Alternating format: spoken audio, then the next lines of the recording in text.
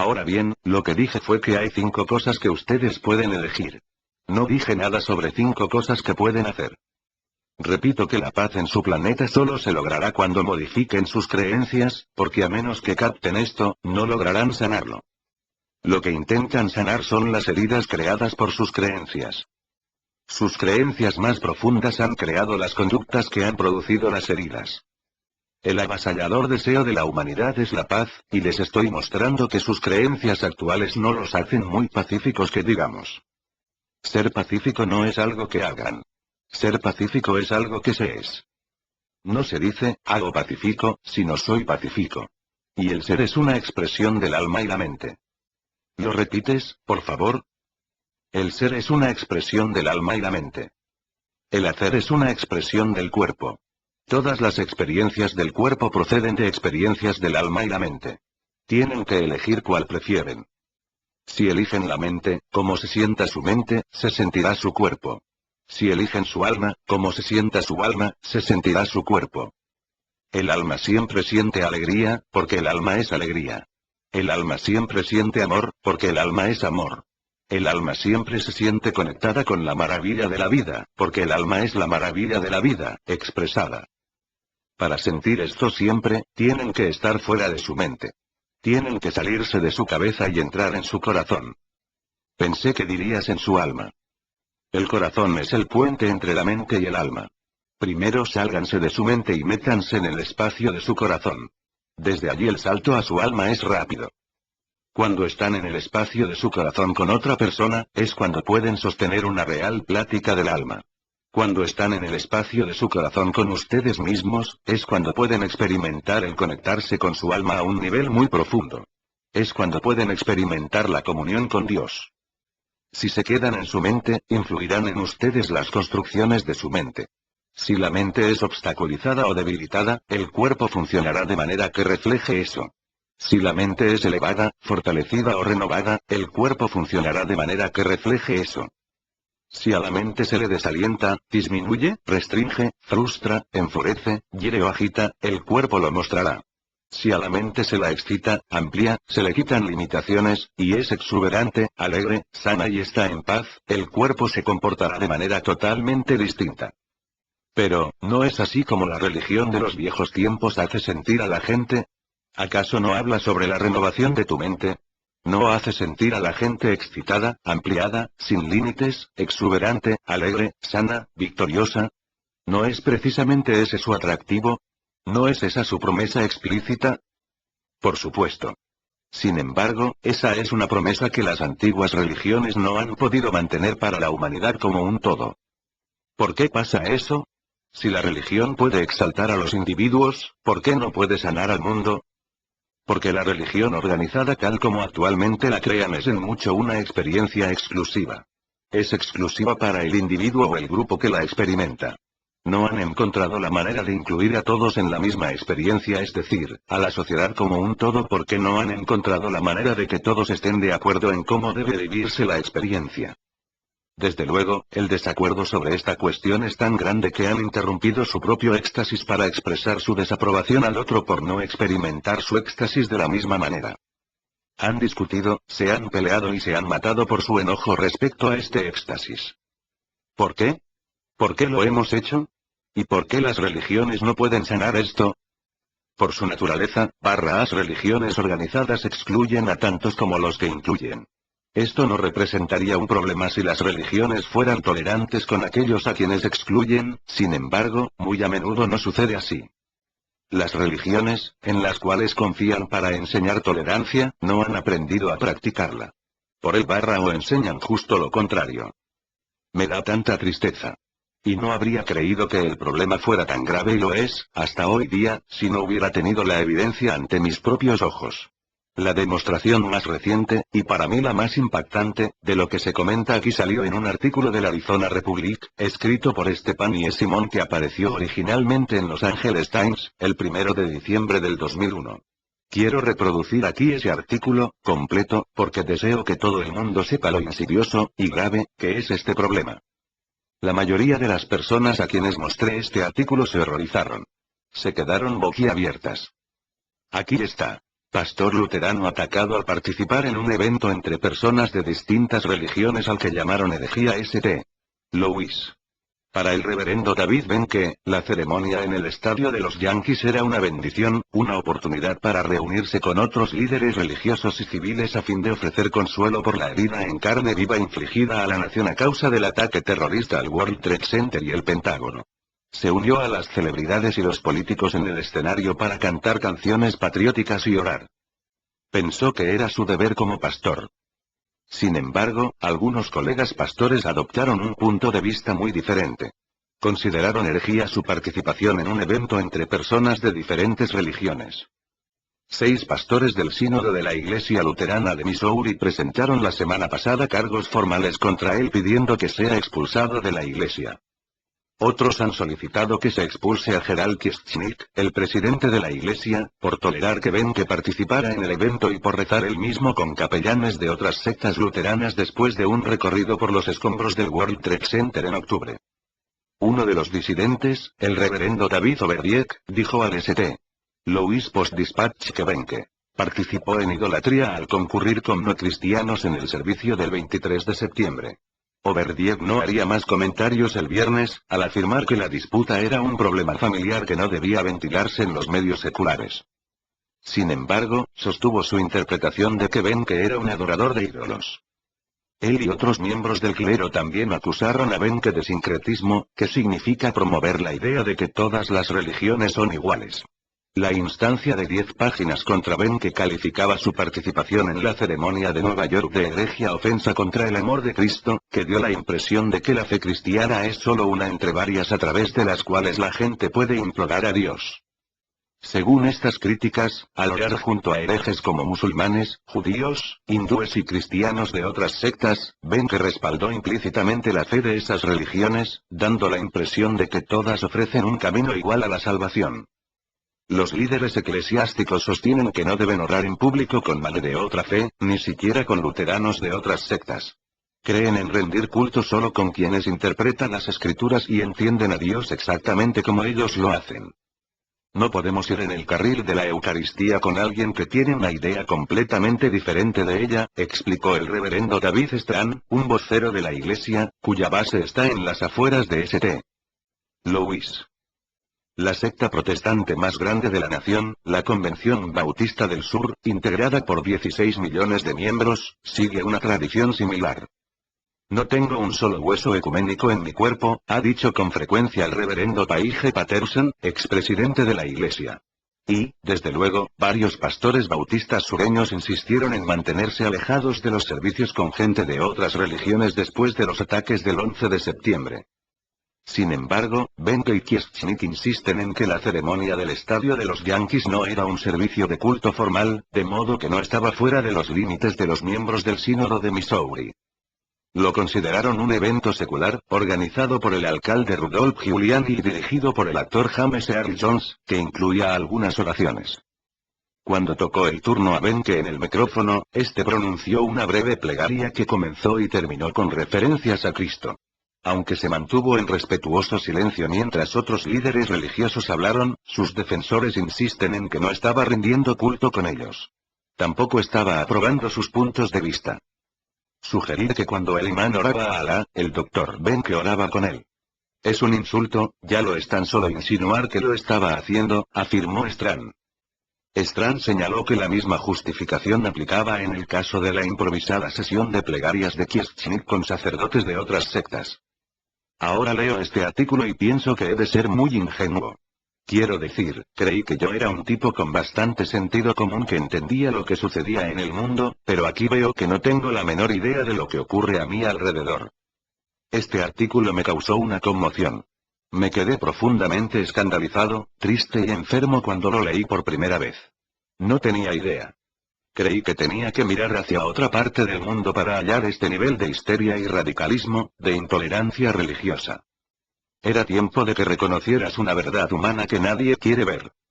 Uno de los mayores problemas del mundo de hoy es la religión organizada. Las religiones organizadas son un problema. No son una solución, son un problema. No todas las religiones, pero sí la mayoría. Y sin duda la mayoría de las más grandes. Lo que tienen en el caso de la mayoría de sus religiones organizadas más grandes e influyentes es a los ciegos dirigiendo a los ciegos. Efectivamente.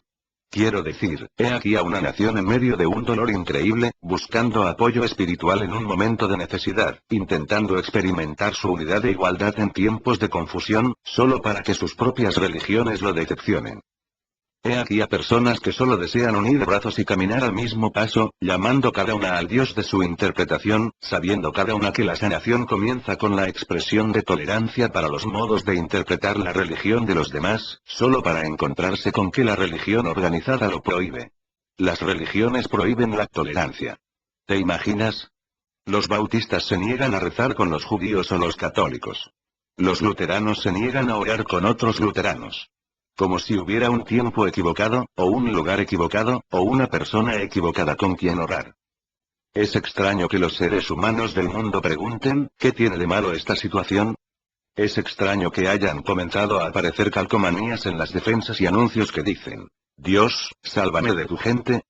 ¿Quién en el mundo querría creer en un Dios que es menos caritativo y menos tolerante de lo que es él mismo?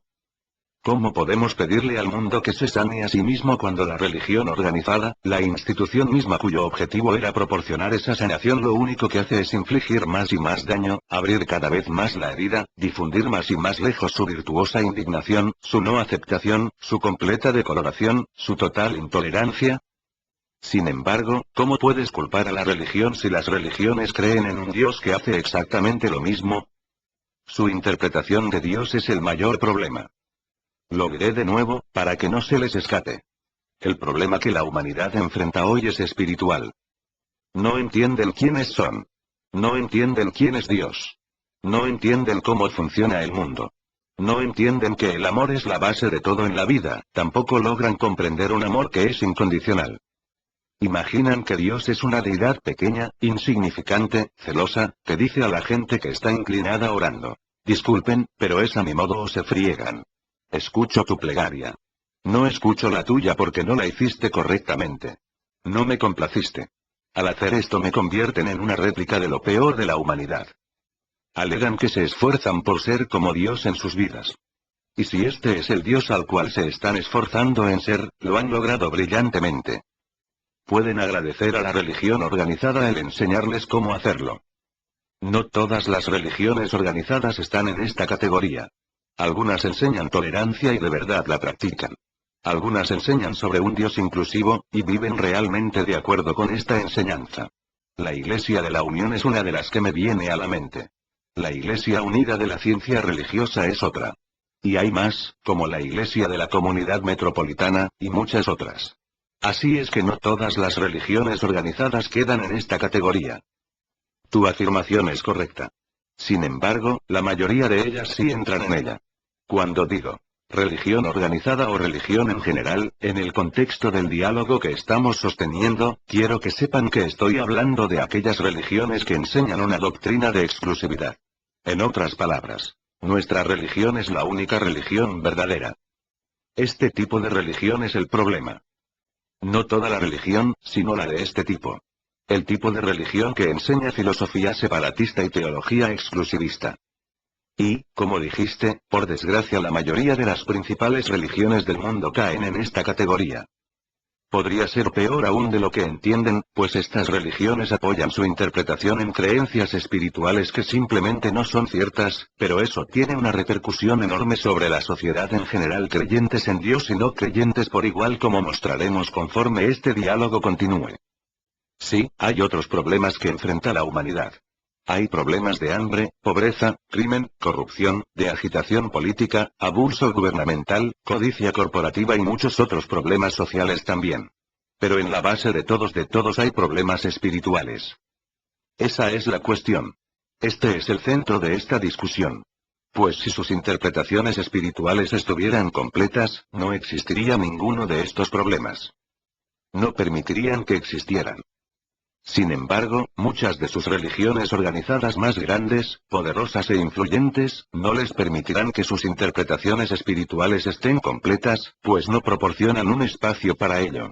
No permiten que las meditaciones de ustedes se aventuren seriamente más allá de los límites de las doctrinas de ellas. Así, aunque su planeta enfrenta un problema espiritual de proporciones gigantescas, ustedes tratan de resolverlo por medios temporales. Corren por todas partes curando los síntomas, en vez de la causa, de su enfermedad mundial. Intentan producir, para la humanidad como un todo, excitación, expansión, supresión de límites, exuberancia, alegría, salud y paz. Pero tratan de lograrlo con política, economía, educación, programas sociales, hasta con bombas. No puede hacerse así. Tratan de arreglarlo todo, menos lo que hay que arreglar. Tratan de cambiarlo todo, excepto lo que hay que cambiar. Se ocupan de todo, menos de sus creencias básicas. Sin embargo, son sus creencias básicas las que crean el problema. Esa es la razón por la que los 5 pasos para la paz tienen que ver con Dios y con el espíritu, no con el cuerpo. Está bien, ya lo entendí. Estoy convencido. Entonces regresemos a eso. En realidad nunca comentamos esos 5 pasos para la paz. ¿Podemos analizarlos? Sí. Pueden elegir dar esos pasos ahora si lo que desean lograr es cambiar su mundo y la dirección autodestructiva hacia la que está avanzando. Declaren esto. 1. Reconozco que algunas de mis antiguas creencias sobre Dios y la vida ya no funcionan. 2. Reconozco que hay algo que no entiendo sobre Dios y la vida, cuya interpretación podría modificarlo todo. 3. Estoy dispuesto a concebir nuevas comprensiones de Dios y la vida, comprensiones que podrían producir un nuevo modo de vida en este planeta. 4. Estoy dispuesto a explorar y examinar estas nuevas comprensiones y, si están de acuerdo con mi verdad y conocimiento interiores, a ampliar mi sistema de creencias a fin de incluirlas. 5. Estoy dispuesto a vivir mi vida como una demostración de mis creencias. Bueno, demos el primero. Hay mucha gente que no está en absoluto dispuesta a admitir que sus creencias no funcionan. En particular sus creencias religiosas. De hecho, afirman que un poquito de la religión de los tiempos antiguos es exactamente lo que este mundo necesita ahora. Que todo funcionaría a la perfección si tan solo comenzáramos a escucharla, obedecerla y hacer lo que dice. Sí. A un grupo de creyentes religiosos que han dicho esto se les conoce como fundamentalistas. Estos son lo que algunos han llamado puristas religiosos que creen que el camino hacia adelante es el camino hacia atrás, hacia las palabras originales y exactas de la Sagrada Escritura cualquiera que sea la escritura en la que crean para leerla al pie de la letra y aplicarla literalmente.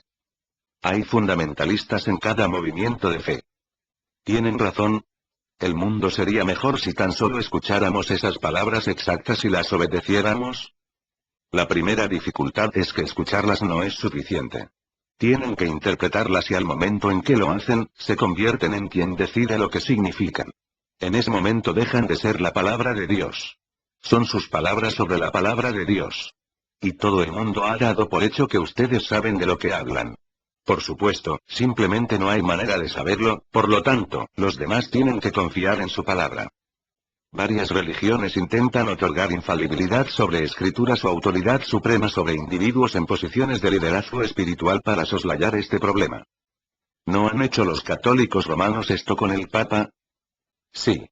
La teología católica romana proclama que el Papa, al actuar como Maestro Supremo, y en ciertas condiciones, al hablar ex cátedra, o desde su púlpito, no puede equivocarse cuando enseña en materias de fe o moral.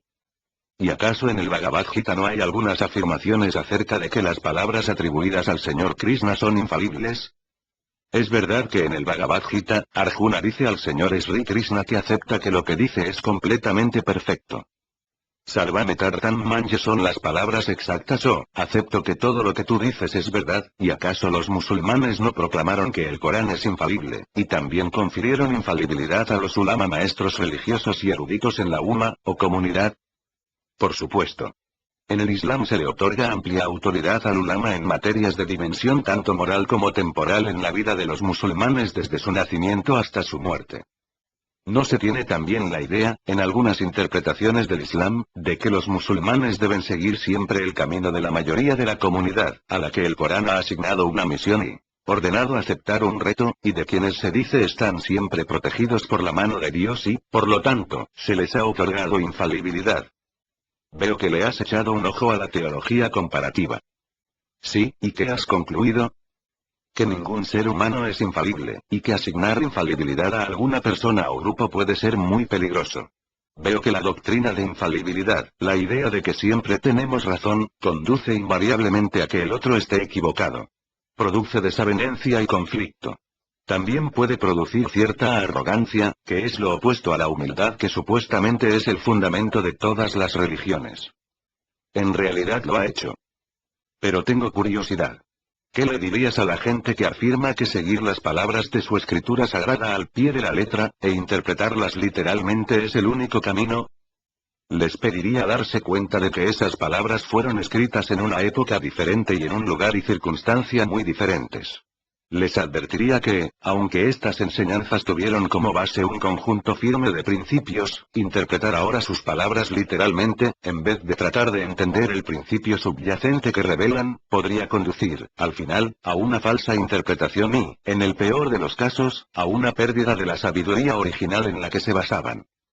Invitaría a los humanos a explorar si acaso no se obtendrían más beneficios de las enseñanzas originales de todas las tradiciones de la fe si se las enmarcara en el contexto de una sociedad en constante evolución. En otras palabras, a permanecer abiertos a la posibilidad de nuevas interpretaciones que nos permitirían aplicar mejor la antigua sabiduría a la vida contemporánea. Exacto. Finalmente le diría a la gente de todas partes: crean lo que deseen, sigan su corazón y su alma hacia donde los lleven, pero no busquen imponer sus puntos de vista a otros y, por supuesto, no intenten hacerlo por la fuerza. ¿Y si insisten en que la suya es la única manera correcta de vivir? ¿Y si piensan que se les exige que hagan vivir a otros de la misma manera? Les preguntaría quién se los exige. ¿Y si respondieran que Dios? Les diría: me han malinterpretado. No les pido hacer eso. No quiero que lo hagan. Nunca le daría el libre albedrío a la gente solo para que ustedes se lo quitaran. Esa es una afirmación poderosa. Es muy impactante, porque hasta los fundamentalistas radicales creen en la doctrina del libre albedrío. Ahora, quiero entender algo, y tengo que tener un caso específico para poderlo hacer. Adelante. ¿Cómo pueden religiosos fundamentalistas como los talibanes de Afganistán exigir que las mujeres se cubran de la cabeza a los pies con una burka, y que todos los hombres lleven la barba de cierto largo, decir a las mujeres que no pueden salir de sus casas sin un pariente masculino de la misma sangre, que no pueden trabajar y que las niñas no pueden ir a la escuela hasta que ellos vuelvan a diseñar el programa de estudios para enseñarles solo lo que se supone que deben oír? No lo entiendo. Trato de entenderlo y no lo logro. Hay escritos en el Corán y en el Hadith que se pueden interpretar que respaldan todos estos preceptos. Pero son exigencias represivas. ¿Por qué pedirían tales cosas? Las sociedades represivas han existido desde los inicios de la historia registrada. Las exigencias y las restricciones de quienes dirigen tales sociedades no se basan en la voluntad de Dios, sino en lo que los líderes religiosos sostienen que son las leyes de Dios basados en sus propios temores de que la libertad completa permitiría a la gente desviarse del camino que tales líderes desean que siga. Y, de hecho, probablemente muchas personas seguirían otro camino por la simple razón de que lo preferirían. Sin embargo, en una sociedad represiva no hay lugar para las preferencias personales. Y en una sociedad represiva basada en los principios de una religión organizada, solo hay lugar para las preferencias de Dios. Pero ¿quién puede decir que realmente las conoce? Los líderes y maestros de cada sociedad represiva. Solo preguntarles.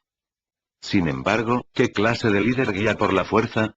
¿Y qué clase de maestro debe usar la fuerza para convencer a sus estudiantes sobre la sabiduría de sus enseñanzas? ¿Y qué clase de sociedad no permitiría a sus propios miembros ser educados o expuestos a pensamientos diferentes a aquellos con los que ella está de acuerdo? ¿Acaso esta no es una sociedad que vive en el miedo extremo? ¿Angustiada porque una vez oídos esos pensamientos diferentes pudieran resultar más atractivos? ¿Y una sociedad temerosa, con qué herramienta podría modelarse a sí misma si no con el mismo miedo? Sin embargo, no sorprende que surjan sociedades humanas como estas, pues es así como ustedes imaginan que es el reino de Dios. Imaginan que Dios les exige que lo amen o de lo contrario. Les exige que acepten sus enseñanzas sí o no. Les exige que se comporten de cierta manera o de lo contrario. Solo un Dios miedoso haría esto. Un Dios amoroso nunca lo haría. Un Dios amoroso nunca tendría que hacerla, pues el amor engendra su propia lealtad, mientras el miedo la rechaza. Sin embargo, si Dios se comporta miedosamente y usa el miedo para obtener lo que quiere y necesita, ¿no tendrían ustedes que hacerla también? Y, por supuesto, ¿no deberían hacerla en su nombre? Este es el círculo de la lógica que han creado y ustedes mismos han quedado atrapados en él. Es un círculo vicioso, y están experimentando lo que tiene de vicioso en este momento en su planeta. Lo sé. Por eso te pido ayuda. Dinos qué hacer. Todos queremos la paz. Todos queremos poner un hasta aquí a la tristeza, al sufrimiento y a los asesinatos que cometemos contra los demás y no parecemos capaces de detener. Buscamos un mundo nuevo. Dinos qué es lo que funcionará. Por favor. Te lo he dicho. Primero debes reconocer que lo que hacen ahora no funciona. Y no es solo su religión lo que no funciona. Tampoco lo hacen sus estructuras políticas ni sus sistemas económicos ni sus programas educativos. Ninguna de las construcciones que han colocado en su sociedad la están sosteniendo, por el contrario, la están hundiendo. Todas estas estructuras están firmemente basadas en creencias que no reflejan la realidad. Ya no les sirven. Libérense de ellas. ¿Liberamos de ellas? ¿Deshacemos de todo lo que hemos hecho para crear la civilización? Lo que han creado no es civilización. Es todo menos civilizado. Sin embargo, no digo que se deshagan de todo. No digo que destruyan las estructuras de su sociedad. Cuando afirmé, libérense de ellas, me refería a algunas de las creencias que han creado las estructuras de su sociedad en su forma actual. Esas son las que tienen que cambiar. No destruyan las estructuras políticas, económicas y educativas. Añádanles, altérenlas, mejórenlas. Incluso nuestras religiones. En especial sus religiones. Están invitados a crear una nueva manera de experimentar sus religiones examinando profundamente la sabiduría que hay en el _as, para después utilizar esa sabiduría a fin de moldear una nueva expresión de la naturaleza espiritual de ustedes. Están invitados a abrirse a nuevas ideas, nuevos pensamientos y nuevas revelaciones cuando exploren esta nueva expresión espiritual. Entonces necesitamos de una revisión completa, ¿verdad? Si lo que eligen es lo que dicen que eligen, un mundo que viva en paz, armonía y felicidad, la respuesta es sí. Deben remodelar su mundo y su sociedad a todos los niveles. El universo los invita ahora a recrearse a ustedes mismos, en la próxima y más grande versión de la más grandiosa visión que hayan tenido sobre quiénes son.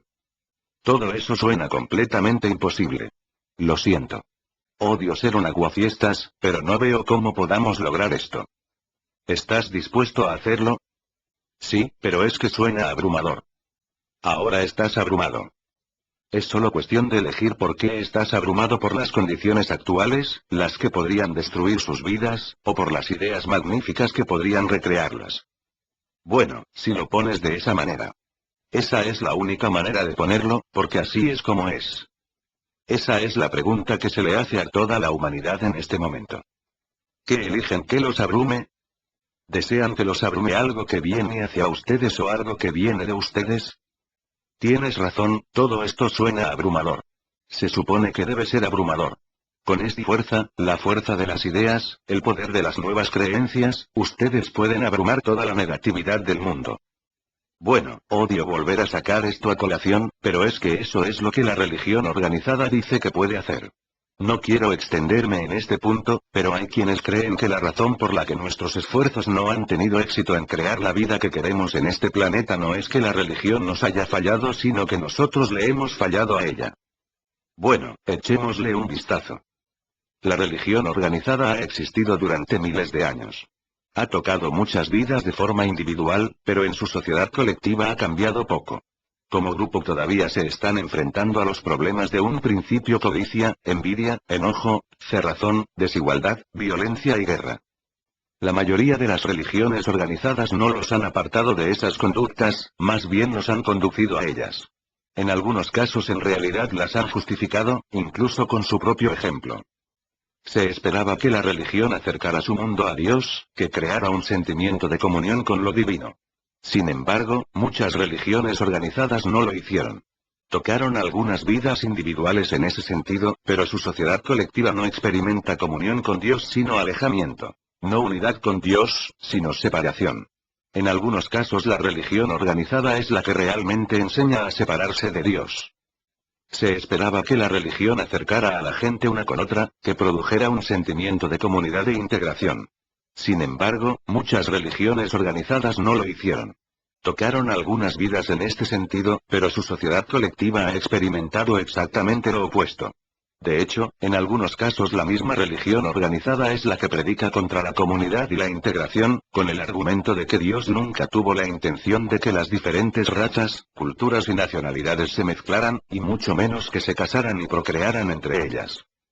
Se esperaba que la religión trajera a su mundo un mayor sentimiento de alegría y libertad, pero en muchísimos casos no lo hizo. De hecho, algunas instituciones se han ocupado más de atar, poner grilletes y coartar al espíritu humano, presentándole largas listas de lo que se debe o no hacer, se debe o no vestir, se debe o no comer, se debe o no pensar, se debe o no disfrutar. Por supuesto, algunas religiones organizadas han cargado de culpa a muchas de las alegrías humanas al proclamar que mucho de lo que ustedes aman es malo. El dinero es malo, el poder es malo, el sexo es malo, la música y el baile son malos, en algunos lugares hasta ser visto es malo. Cúbrete. Escóndete. Protégete. Avergüénzate de ti mismo. Estas han sido las lecciones de muchas de sus religiones. Estas han sido sus enseñanzas. No obstante, el verdadero mensaje de Dios no es la vergüenza, la intolerancia, la exclusividad, la separación, el sometimiento. El verdadero mensaje de Dios es la alegría, la aceptación, la unidad, la libertad y el amor incondicional. Casi todos los asesinatos, la dominación, la represión y el terror en su planeta se han perpetrado bajo la bandera de la religión organizada y en el nombre de Dios.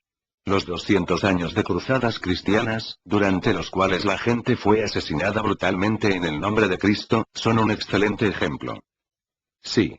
El expresidente Bill Clinton dijo en un discurso a los estudiantes de la Universidad de Georgetown en noviembre de 2001, que el terrorismo internacional de hoy, que solo hasta entonces había alcanzado a Estados Unidos, databa de miles de años atrás. En la primera cruzada, afirmó el señor Clinton, cuando los soldados cristianos tomaron Jerusalén, lo primero que hicieron fue quemar una sinagoga con 300 judíos adentro, después procedieron a matar a cada mujer y niño musulmanes en el monte del templo. Puedo asegurarles que esta historia todavía se cuenta en el Medio Oriente, y que aún estamos pagando por ello. Esta clase de locura religiosa todavía continúa hasta hoy, cuando ustedes matan con la exhortación de Alá es grande. La enorme ironía y la inmensa tristeza es que algunos humanos ni siquiera ven la contradicción. Este es el efecto que sus religiones organizadas exclusivistas, punitivas y que siempre quieren tener la razón, han tenido en ustedes. No han resuelto nada. De hecho, han agrandado los problemas que pretendían resolver. Pero la religión ha hecho mucho bien al mundo. Mira su trabajo caritativo, mira los millones de vidas que ha tocado de manera positiva. Por supuesto, la religión ha hecho bien al mundo. Como una mano que ayuda y como un agente de cambio en las vidas de los individuos, ha producido muchas bendiciones. Como una fuerza para la evolución social, sin embargo, no lo ha hecho muy bien.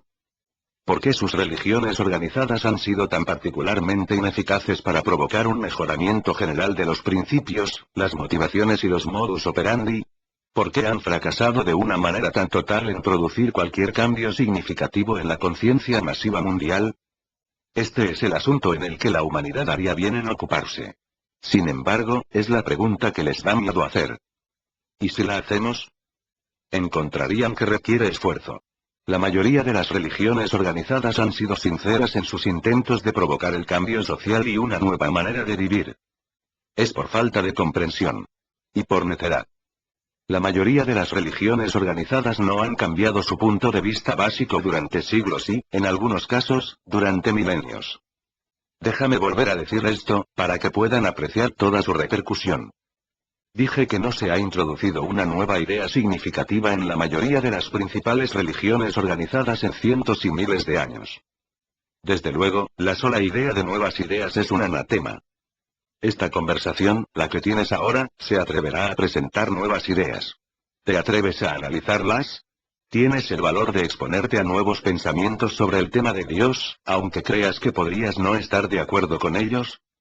Sus religiones más grandes y sus líderes se niegan resueltamente. No pueden reconocer que tal vez haya algo que no sepan, cuyo conocimiento podría cambiarlo todo. No obstante, es cierto que aunque ellos insisten en que tienen todas las respuestas, la religión no proporciona ninguna. Y así, ahora ustedes enfrentan una interrogante fundamental. Esta es otra forma de hacer la pregunta planteada antes, la pregunta que enfrenta toda la humanidad en este momento. ¿Avanzarán hacia nuevos e inexplorados mares? ¿O permitirán que la marea de los acontecimientos los arroje de nuevo hacia las profundidades rocosas, contra las cuales ya se han estrellado sus esperanzas miles de veces? ¿Regresarán a las palabras y frases exactas, a las interpretaciones al pie de la letra y a las aplicaciones literales de sus religiones antiguas, como los fundamentalistas de cada religión los obligarían a hacer, o se atreverán a explorar, sugerir, proponer y crear una nueva espiritualidad, una que no rechace todo lo antiguo, sino lo mejore, llevando a la humanidad a cumbres más altas? ¿Tienen el valor de dar los 5 pasos para la paz? ¿Qué pasa si digo que estoy listo? ¿Qué si digo que puedo admitir que muchas de nuestras creencias, no solo las religiosas sino también muchas de nuestras ideas sobre economía, política, educación, filosofía, y mucho de nuestra cultura, ya no funcionan? ¿Qué pasa? Entonces estás listo para explorar lo que podría funcionar. Entonces estás listo para nuevas revelaciones. Entonces estás listo para construir un nuevo mañana. De acuerdo, el paso 1 de los 5 pasos para la paz es admitir lo que acabo de admitir. El paso 2 es reconocer que hay algo que no entiendo sobre Dios y la vida, cuya comprensión podría cambiarlo todo. Muy bien, estipulo eso. No sé todo sobre la vida. No entiendo todo sobre Dios.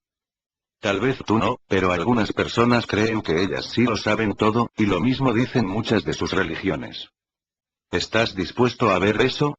¿Estás dispuesto a ser una fuerza y una fuente, a tu manera, en tu propio rincón del mundo, que produzca un cambio en estas creencias? Creo que podría ser yo. Una fuerza y una fuente. Me gusta. ¿Pero cómo? ¿Cómo puedo ser yo? Esa es la pregunta. En primer lugar, debes elegir serlo. Debes elegirte. Es una cuestión de autoselección. Debes decidir que eso es quien tú eres. Luego, debes decidir demostrar tu decisión sobre ti mismo cada hora de cada día. Debes entender que cada acto es un acto de autodefinición. Todo lo que piensas, dices y haces te define, proclama tu elección sobre ti mismo. La vida es un transmisor de decisión. Transmite al mundo las decisiones que has tomado sobre ti mismo. Dice a la gente lo que has decidido acerca de quién eres, y quiénes son ellos, por qué estás aquí y por qué piensas que ellos están aquí, y lo que la vida misma es. Esas decisiones tienen más repercusión de la que podrías suponer. Tocan a la gente de maneras que van mucho más allá de lo que te podrías imaginar. Sin embargo, no se comienza por tratar de cambiar al mundo. Se comienza por tratar de cambiar el yo. Cambia el yo y también lo hace tu mundo interior. Y cuando tu mundo interior cambia, el mundo exterior que tocas también cambia, poco a poco. Y cuando el mundo exterior que tocas cambia, el mundo que él toca también cambia, así como el mundo que él toca. Esto se propaga hacia afuera y hacia afuera, como una onda en un estanque. Sí, he escuchado esa analogía antes. Y tal vez haya llegado el momento de hacer olas, de romper la calma. Sí, si no es ahora, ¿cuándo será? Y si no lo haces tú, ¿quién lo hará? Claro que ahora lo veo. Veo que debo involucrarme. Yo, personalmente. No puedo sentarme a esperar que otros resuelvan el problema. Ninguno de nosotros podemos. Ya no podemos darnos ese lujo. El tiempo es esencial. Tienes razón. Podría comenzar intentando cambiar la parte de mí que no cree que tengo que desempeñar algún papel en la creación del mundo colectivo exterior que todos habitamos. Podría cambiar mis creencias internas sobre ese mundo, sobre la vida y sobre Dios. Entonces podría hablar con los líderes religiosos de mi comunidad. Todos podríamos hacerlo. Podríamos ir con nuestros líderes espirituales locales y pedirles que se sentaran con nosotros, sentamos unos con otros por puro gusto, para hablar acerca de estas cosas. Sé de un caso en mi propia comunidad de Aswan, Oregón, en el que un líder espiritual local musulmán estaba escuchando a un ministro cristiano de la comunidad decir cosas terribles e inexactas sobre su fe en sermones a su congregación. El musulmán llamó a la oficina del ministro para solicitar una reunión, pero ni siquiera le devolvieron la llamada. Sin embargo, se negó a darse por vencido. Llamó todos los días, luego cada hora, pidiendo gentilmente al ministro que se sentara a hablar con él. Finalmente, un laico de la iglesia habló con él en una reunión personal por algunos momentos. Sin embargo, el ministro nunca lo hizo. Se negó. Se ha negado hasta hoy. ¿Qué les dirías a tus líderes religiosos locales si lograras que se reunieran contigo? Les hablaría de una conversación que tuve no hace mucho con Sir John Templeton, él es quien creó el premio Templeton de religión, en la cual le pregunté qué creía que más necesitaba el mundo en estos momentos. Sir John dijo: teología de la humildad. Cuando le pregunté qué era eso, qué significaba, contestó: es una teología que reconoce que no tiene todas las respuestas. Necesitamos una teología que esté dispuesta a seguir haciendo preguntas. Sir John es muy sabio. Sin embargo, me pregunto si se puede encontrar alguna forma para convencer a alguna de las principales religiones del mundo de que no tiene todas las últimas respuestas. Esas religiones se basan en su convicción de que las respuestas son suyas. Afirman que tan solo debemos escucharlas. ¿Qué les diríamos a nuestros ministros locales, nuestros rabinos locales, a miembros del clero de todas las religiones en nuestra comunidad, si dijeran eso? Pregúntales si observan que las personas que escuchan las enseñanzas de las principales religiones organizadas están en paz. ¿O son las personas que han escuchado las que se sienten enojadas y son intolerantes, rígidas y abusivas y las que han participado en demasiadas guerras? Pregúntales quién ha estado en la guerra en Irlanda. ¿Quién ha estado en la guerra en el Medio Oriente? ¿Quién ha estado en constante conflicto en los Balcanes, en la frontera india-pakistaní, en Afganistán? ¿Quién ha sembrado las semillas de intolerancia hacia los homosexuales, de la desigualdad de las mujeres, de la discriminación contra las minorías en Estados Unidos? Sin embargo, date cuenta de que la bandera de la religión organizada no es la única bandera que ondea en muchas de las contiendas de la humanidad. También está la bandera del nacionalismo. Por lo tanto, también debes hablar con tus líderes políticos locales. Dijiste que el problema no es político ni económico, sino espiritual. Así es. Son sus actuales comprensiones espirituales las que crean y respaldan sus presentes construcciones políticas y económicas. Por lo tanto, reunirse con líderes religiosos tiene sentido, como también reunirse con líderes políticos y empresariales, pues sus comprensiones espirituales dirigen la maquinaria de su política y su economía. La política es su espiritualidad, demostrada. Así como la economía. Por lo tanto, involucra a la comunidad entera, no solo a tu comunidad religiosa, en exploraciones de una nueva espiritualidad que pueda cambiarlo todo. ¡Qué buena idea! Tal vez ciudadanos comunes y corrientes de las ciudades y pueblos del mundo puedan crear un movimiento informal, reuniéndose para ver lo que se puede hacer en sus propias comunidades para sembrar las semillas de la paz, luego invitando a sus propios líderes locales religiosos, políticos y empresariales a venir y comenzar a dialogar con ellos, y, más importante, unos con otros sobre todo esto. Tal vez podamos cambiar algunas creencias, o al menos hacer que la gente comience a pensar, que comience a buscar algunas nuevas ideas. Ah, pero ¿cuáles serían las nuevas ideas? Esa es la cuestión. Hemos estado buscando maneras de resolver nuestros dilemas durante siglos. ¿Qué es lo que no entendemos sobre Dios y sobre la vida, y cuya comprensión podría cambiado todo? Yo mismo he tratado de pensar lo que diría si me hicieran estas preguntas. ¿Qué idea nueva podría ofrecer para que la gente la pensara? ¿Qué nuevo pensamiento para que los humanos lo consideraran? Necesitamos alguna guía, así como perspicacia y un nuevo ángulo desde el cual abordar todo esto. ¿Qué es lo que no entendemos sobre Dios y sobre la vida? ¿Estás realmente listo para alguna introspección? ¿Estás en verdad preparado para ver las cosas desde un nuevo ángulo? ¿En realidad quieres saber lo que no comprendes? Sí. Bueno, aquí vamos. Y recuerda que esto no será fácil de aceptar para algunos. Entiendo. Adelante. Al menos tendremos algo nuevo sobre qué platicar. Hablar y hablar sobre las antiguas teologías de las mismas antiguas maneras no nos ha conducido a ninguna parte. Estamos caminando en círculos. Mientras tanto, nos matamos unos a otros, pues las antiguas teologías no han logrado detenernos. Claro. Aquí tienes la verdad que no entienden. Su civilización entera, su religión, su política, su economía, sus estructuras sociales, todo, se basa en falacias. Bueno, eso podría iniciar una conversación. Supongo que estas son las falacias de las que hemos estado hablando hasta aquí. Sí. Son las 5 falacias sobre Dios y las 5 falacias sobre la vida que se han convertido en firmes creencias sostenidas por los seres humanos. Las 5 falacias sobre Dios han producido la religión organizada, y las 5 falacias sobre la vida han producido el nacionalismo.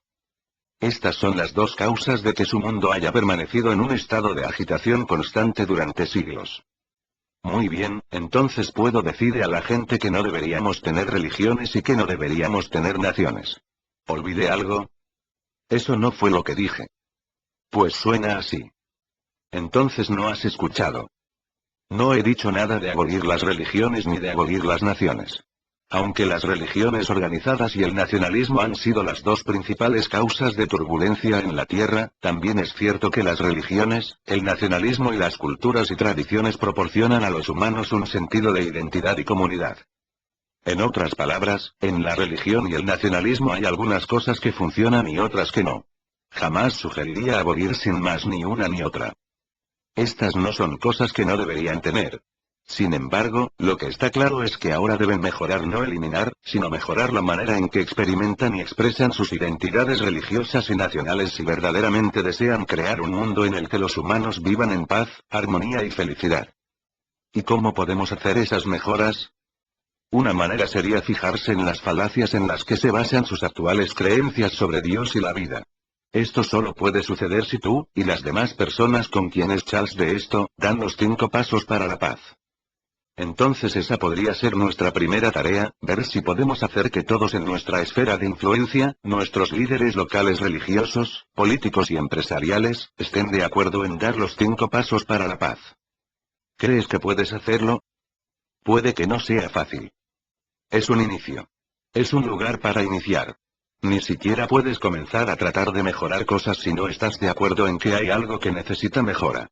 No puedes hacer que funcione lo que no está funcionando si no estás de acuerdo en que no está funcionando en este momento.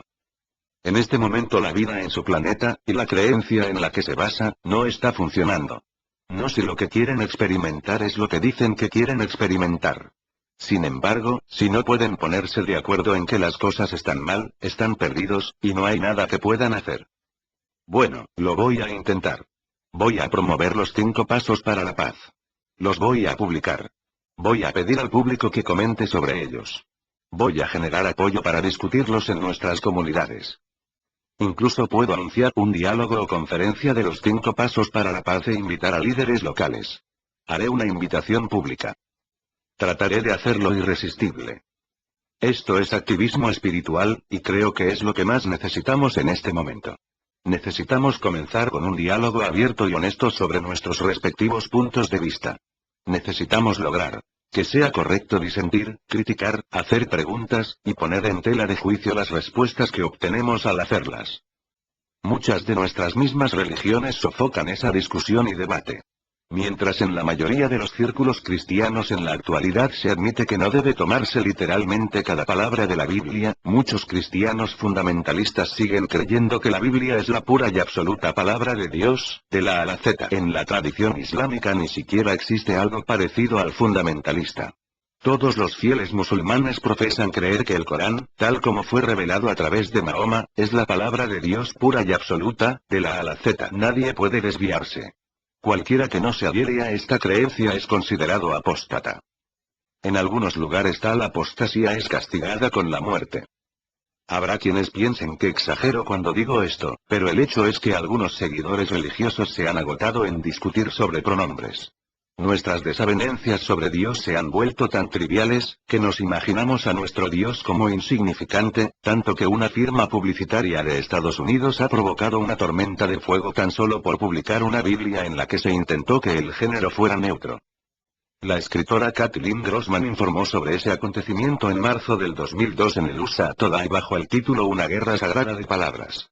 Grossman informa que una nueva traducción exacta en género del Nuevo Testamento llamada Nueva Versión Internacional de Hoy y publicada por una compañía llamada Thunder One está provocando el furor de los creyentes que ven cada palabra sagrada como una adoquín en el camino hacia Jesús y la salvación.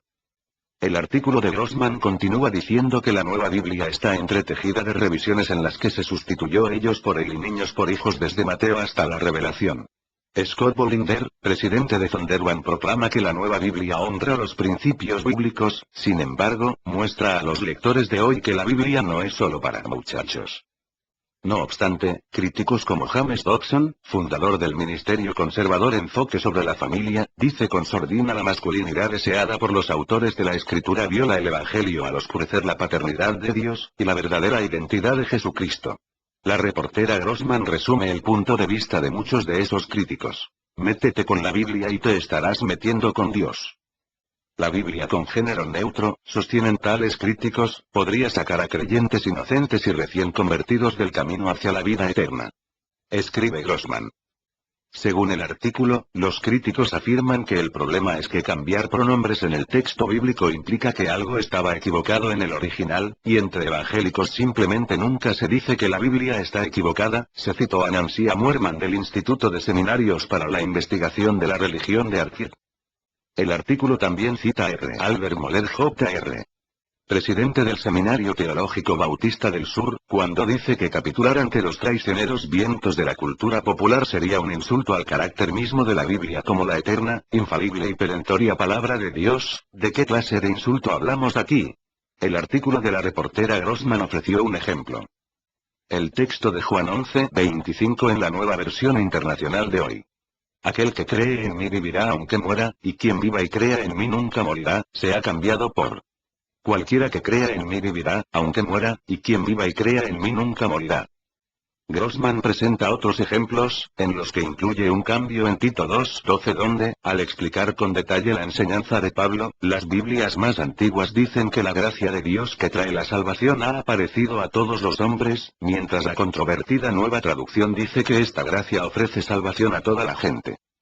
Ahora bien, no estoy seguro de que tales cambios constituyan un insulto al carácter mismo de la Biblia. De lo que sí estoy seguro es que justo este tipo de disputa petulante sobre la infalible palabra de Dios es lo que produce tantas conductas equivocadas de los humanos.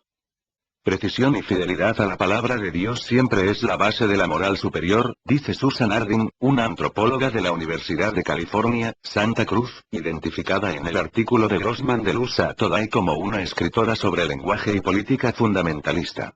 El artículo dice que la señora Harding afirmó que los cambios de género en la Biblia, como los citados anteriormente, crean la resbalosa pendiente a la perdición. Entonces, allí lo tenemos. Nos iremos al infierno si cambiamos los pronombres de la Biblia de él a ellos. La cita de Harding concluye. No se puede tener una comunidad de creyentes que literalmente no se ponen de acuerdo en lo que dice la Biblia.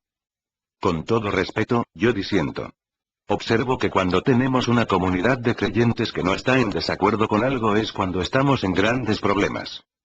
Lo que necesitamos es un diálogo abierto sobre las revelaciones de Dios, sobre las verdades de la vida, sobre quiénes somos y quiénes elegimos ser y cómo podemos llegar a donde queremos ir como sociedad humana.